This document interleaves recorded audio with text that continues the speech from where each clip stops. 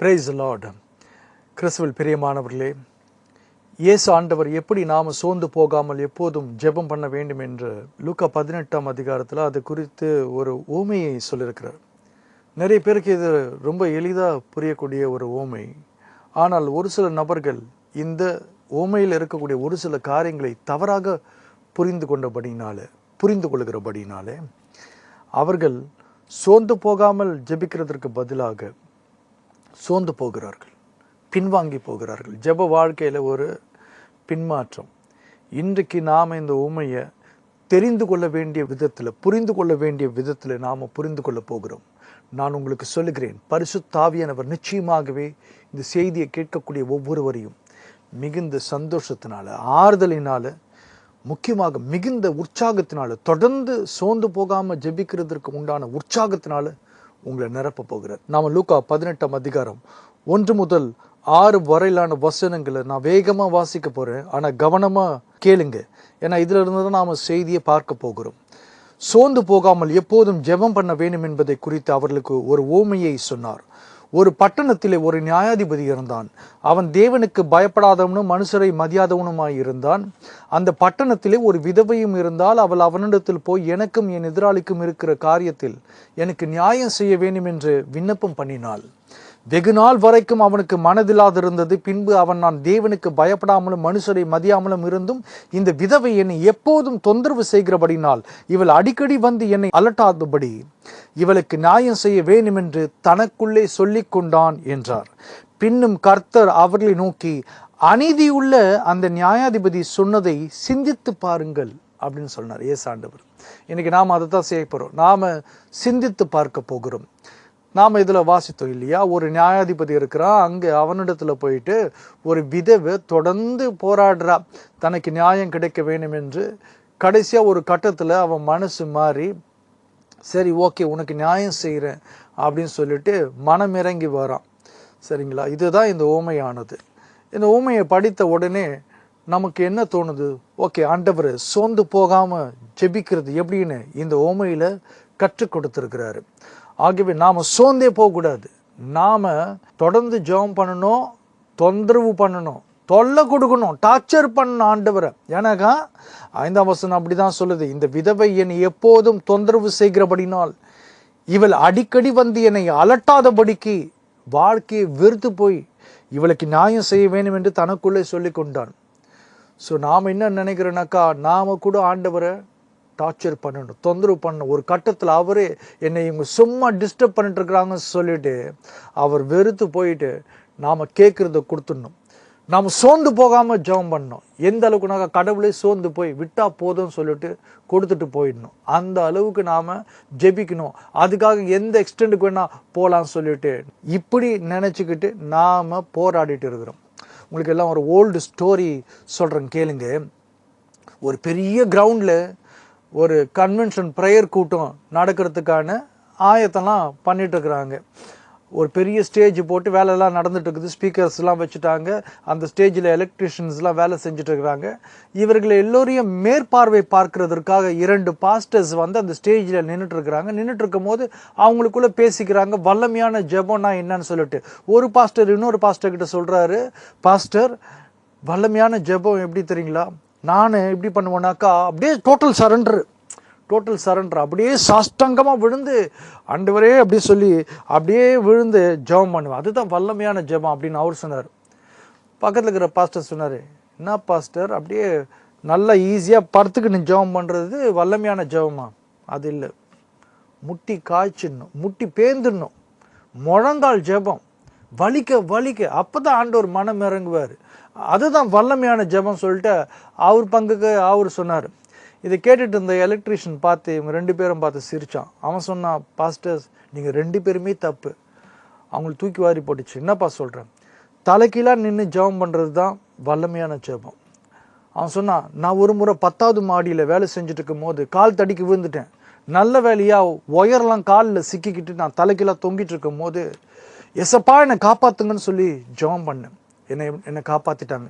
அன்றைய தேதியிலிருந்து நான் இந்த யோகாசனம் பண்ணுற மாதிரி தலைக்கீழாக இருந்து தான் ஜெபம் பண்ணிட்டு இருக்கிறேன் பாஸ்டர், அதுதான் வல்லமையான ஜெபம் அது அப்படின்னு சொல்லிவிட்டான்.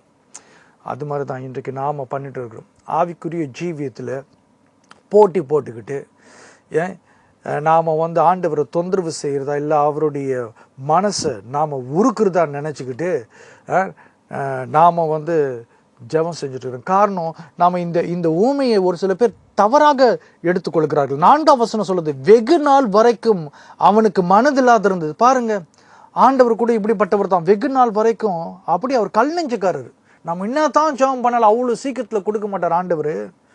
நாம் அடிக்கடிக்க அம்மியும் நகருன்ற மாதிரி ஜெபம் பண்ணி பண்ணி பண்ணி முழங்காலில் பண்ணுறது, படுத்துக்கிட்டு பண்ணுறது, உருண்டுட்டு பண்ணுறது, தலைக்கடா பண்ணுறதுன்னு பண்ணி அந்த கல் நெஞ்சத்தை கனிய வைக்கிறோம் அப்படின்னு சொல்லிட்டு நாம் நினைக்கிறோம். யாரும் எதையும் கனிய வைக்க வேண்டாங்க. ஏசு ஆண்டவர் என்ன செய்யணுமோ அது எல்லாவற்றையும் சிலுவையில் செஞ்சு முடிச்சிட்டார். புரியுதுங்களா? இன்றைக்கு பிதாவாகிய தேவன் நம் மீது அன்பாக இருக்கிறார், இரக்கமுள்ளவராக இருக்கிறார், கிருபையோடு இருக்கிறார். அவர் இயேசு கிறிஸ்துவை எப்படி பார்க்கிறாரோ அதே போல நம்மை பார்க்கிறார். யாரும் ஆண்டவர் கல் நெஞ்சக்காரர், அவரை கனிய வைக்க போகிறேன், என்னுடைய ஜெபத்தினால் அவரை அசைக்க போகிறேன் அப்படிலாம் நீங்கள் கங்கணம் கட்டிட்டு இருந்தீங்கன்னாக்கா அது தவறான ஒரு காரியம். நாம் ஒன்றும் செய்ய வேணாம். இயேசு ஆண்டவர் எல்லாவற்றையும் சிலுவையில் செஞ்சு முடிச்சிட்டார். இந்த தப்பான எண்ணங்களுக்கு எல்லாம் முக்கிய காரணம் என்ன தெரியுங்களா? இந்த ஓமையில் வரக்கூடிய 2 கேரக்டர். ஒன்று நியாயாதிபதி, இன்னொன்று விதவை. விதவை விசுவாசிகளை குறிக்கிறாள் அல்லது ஜெபிக்கக்கூடிய நபர்களை குறிக்கிறாள்.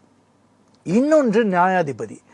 நிறைய பேர் இந்த ஓமையை நியாயாதிபதி ஸ்தானத்தில் இருப்பது தேவன் என்று நினைத்து கொள்கிறார்கள். இருக்கிறது 2 பேர் தான். அப்போ யார்கிட்ட ஜெபம் பண்ணுவாங்க அப்படின்னாக்கா அப்போ நியாயாதிபதி தேவனுடைய ஸ்தானம் அப்படின்னு நினைக்கிறோம். ஆகவே தான் அவன் பாருங்க, அந்த நியாயாதிபதியினுடைய செய்கைகள் எல்லாம் வெகு நாள் வரைக்கும் அவனுக்கு மனசு இல்லை. தொந்தரவு செய்து டிஸ்டர்ப் பண்ணதுக்கு அப்புறம் தான் அவன் மனசு இறங்கிட்டான். ஆகவே கடவுள் கூட இப்படி தான், நாம் விடக்கூடாது அப்படின்னு நாம் நினைக்கிறோம். இல்லைங்க, அதுதான் தப்பு. இந்த ஓமையில் நாம் தவறாக புரிந்து கொள்ளக்கூடிய முக்கியமான காரியம் இதுதான். இந்த நியாயாதிபதியை குறித்து இந்த ஓமையில் ஏசாண்டவர் என்ன சொன்னார்? அவன் தேவனுக்கு பயப்படாதவன். 2ஆம் வசனம். தேவனுக்கு பயப்படாதவன் என்றால் அவன் தேவன் கிடையாதுன்னு நமக்கு புரியுது நல்லாவே. 2வது, மனுஷரை மதியாதவனுமாய் இருந்தான். மனுஷன் மேல அவனுக்கு மதிப்பு கிடையாது. தேவன் நமக்கு பயங்கரமான மதிப்பு கொடுத்திருக்கிறாரு. 3வது, 6ஆம் வசனம் சொல்றது, அவன் அநீதி உள்ளவன், தேவன் நீதி உள்ளவர். புரியுதுங்களா? ஏசு ஆண்டவர் இந்த ஊமையில என்ன சொல்ல வந்தார்னாக்கா, தேவன் இந்த நியாயாதிபதி போல கிடையாது. இந்த நியாயாதிபதி கடவுள் கிடையாது. தேவன் இதற்கு நேர் எதிரானவர். இந்த அநீதி உள்ள ஒரு நியாயாதிபதி, மோசமானவன், கல் நெஞ்சக்கார, தேவனுக்கு பயப்படாதவன், மனுஷனை மதிக்காதவனே ஒரு கட்டத்தில் அந்த விதவை தொடர்ந்து தன்னிடத்துல போராடி வருந்தி வேண்டிக் கொண்டபடியினால ஒரு கட்டத்தில் மனமிறங்கி அவளுக்கு நியாயம் செய்வான் என்றால், உங்களை அன்பு செய்கிற உங்களுடைய தகப்பனாகிய கடவுள், உங்கள் தேவன் உங்களுக்கு எவ்வளவு அதிகமாக செய்வார். அதை தான் ஏசு ஆண்டவர் இந்த ஓமை மூலமாக சொல்ல வந்தார். ஆகவே நீங்க உற்சாகத்தோடு தைரியத்தோடு எந்த சந்தேகமும் இல்லாம தொடர்ந்து ஜெபம் பண்ணுங்க. காரணம், ஒவ்வொரு ஜெபத்திற்கும் நிச்சயமா பதில் உண்டு. பாருங்க, இந்த மோசமான நபரே தொடர்ந்து ஜெபிக்கிறதுனால, தொடர்ந்து வேண்டிக் கொண்டபடினால ஒரு கட்டத்துல மனம் இறங்குவானாக்கா, கடவுள் இப்படிப்பட்ட நபரே கிடையாது, இதற்கு நேர் எதிரானவர். அப்ப நீங்க எவ்வளவு எதிர்பார்க்கலாம், அவர் நிச்சயமா எல்லா ஜெபத்திற்கும் பதில் கொடுப்பார். அதுதான் ஏசு ஆண்டவர் சொல்ல வந்தது. அடுத்தடுத்த வசனங்களை நான் சீக்கிரமா முடிக்கிறேன். அந்தபடியே தேவன் தம்மை நோக்கி இரவும் பகலும் கூப்பிடுகிறவராக தம்மால் தெரிந்து கொள்ளப்பட்டவர்களின் விஷயத்தில் நீடிய பொறுமையுள்ளவராய் இருந்து அவர்களுக்கு நியாயம் செய்யாமல் இருப்பாரா? சீக்கிரத்திலே அவர்களுக்கு நியாயம் செய்வார் என்று உங்களுக்கு சொல்லுகிறேன். நீடிய பொறுமை அது கால தாமதம் கிடையாது, மாறாக ஏற்ற நேரத்திற்காக தேவன் காத்திருக்கிறார். நமக்கு ஏற்ற நேரத்தில் நாம கேட்ட காரியத்தை கொடுக்கறதுக்காக ஒரு சில நேரங்களில் தேவன் காத்திருக்கிறார். அது கால தாமதம் கிடையாது. ஆமேன். ஆனால் நிச்சயமாகவே தம்முடைய பிள்ளைகள் தம்மிடத்துல இரவும் பகலும் கேட்டுக்கொள்கின்ற காரியங்களை கொடுக்காமல் இருப்பாரா? நிச்சயமா கொடுப்பாரு, சீக்கிரத்துல கொடுப்பாரு. ஆகவே கிறிஸ்துவில் பிரியமானவர்கள், இந்த செய்தியை கேட்டு ஒவ்வொருவரும் தொடர்ந்து ஊக்கத்தோடு சந்தோஷமா மனமகிழ்ச்சியா சந்தேகமே இல்லாம ஜெபம் பண்ணுங்க. கர்த்தர் மனதிருக்கம் உள்ளவர், கிருபையா இருக்கிறார், எல்லா ஜெபத்துக்கும் பதில் கொடுப்பார். இன்னைக்கு என்னென்னலாம் நீங்க கேட்குறீங்களோ இயேசுவின் நாமத்தில் அவருடைய சித்தத்திற்கு ஏற்ப உங்களுடைய தேவைகள் எல்லாம் கர்த்தர் சந்திப்பார், உங்களுடைய கண்ணீரை துடைப்பார். ஆமேன். கவலைப்படாதிருங்கள், தேவன் உங்களை ஆசீர்வதிப்பார். God bless you. எனக்கு யாருண்டு? உம்மை தவிர விருப்பம் இது உண்டு? உம்மை அல்லாமல் எனக்கு யாருண்டு? உம்மை தவிர விருப்பம் இது உண்டு? ஆசையெல்லாம் நீர்தானையா, தேவையெல்லாம் நீர்தானையா. ஆசையெல்லாம் நீர்தானையா, தேவையெல்லாம் நீர்தானையா. ரட்சகரே இயேசுநாதா, தேவையெல்லாம் நீர்தானே. ரட்சகரே இயேசுநாதா, தேவையெல்லாம் நீர்தானே. உம்மை அல்லாமல் எனக்கு யாருண்டு? உம்மை தவிர விருப்பம் இது உண்டு?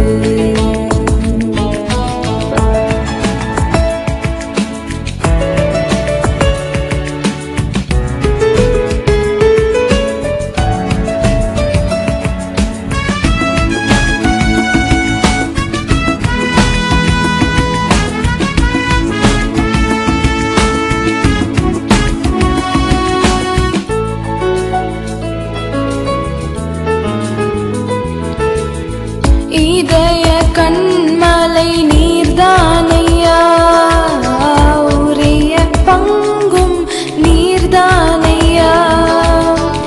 இதய கண்மலை நீர்தானையா, உரிய பங்கும் நீர்தானையா. எப்போதும் உம்மோடு இருக்கின்றேன், வலக்கரம் பிடித்து தாங்குகிறீர். எப்போதும் உம்மோடு இருக்கின்றேன், வலக்கரம் பிடித்து தாங்குகிறீர். ஆசையெல்லாம் நீர்தானையா, தேவையெல்லாம் நீர்தானையா. ஆசையெல்லாம் நீர்தானையா, தேவையெல்லாம் நீர்தானையா. ரட்சகரே இயேசுநாதா, தேவையெல்லாம் நீர்தானே.